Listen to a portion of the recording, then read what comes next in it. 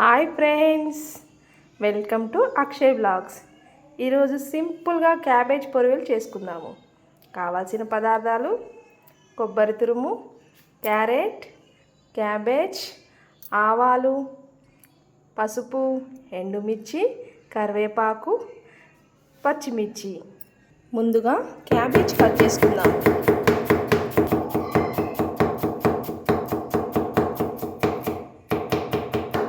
Next carrot cut చేసుకుందాం.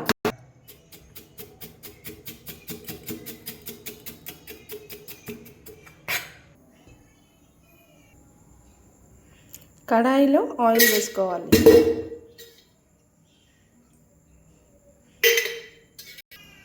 One tea spoon ఆవాలు, పచ్చిమిర్చి, ఎండుమిర్చి, కరివేపాకు, క్యాబేజ్ వేసుకోవాలి. క్యారెట్ వేసుకోవాలి.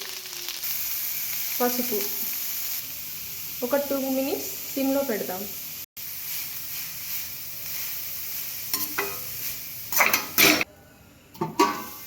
తగినంత ఉప్పు వేయాలి.